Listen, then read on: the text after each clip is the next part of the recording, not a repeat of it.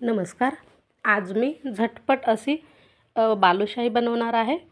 त्यासाठी इथे 1 वाटी मैदा घेतला, चाळून घेतला आहे मैदा. यामध्ये 1 चिमूट मीठ टाकलं, 2 चमच दही आणि 2 चमच तूप टाकायचं आहे. आता हे हलक्या हाताने आपल्याला मिक्स करून घ्यायचं.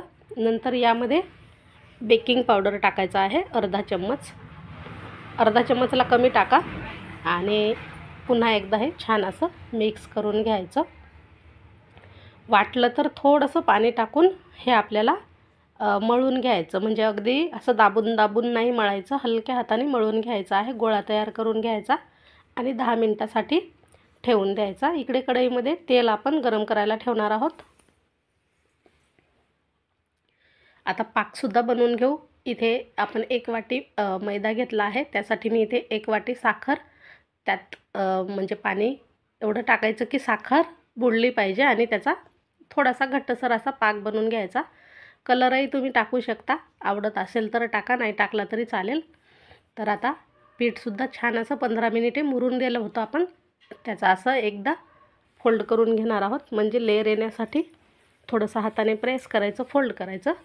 असं करून याच्या समान आकाराच्या लाट्या तयार करून घ्यायच्या.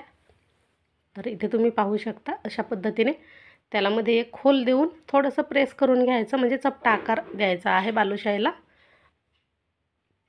सर्व बनवून घेतल्या की तेलामध्ये टाकून मस्त मध्यम आचेवरती तळून घ्यायचे आहे.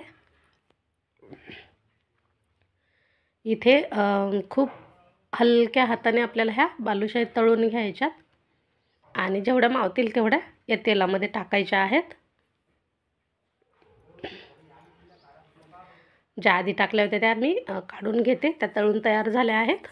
आता ह्या बाकीच्यासुद्धा तळू द्यायच्या आहेत. इकडे पाक थोडासा कोमट करून घ्यायचा. कोमट पाकामध्येच ही बालुशाही आपल्याला टाकायची आहे. म्हणजे छान पाक मुरला जातो आणि नंतर एका चाळणीवरती अशा निथळत ठेवायच्या. जो एक्स्ट्राचा पाक असतो तो खाली निथळला जातो.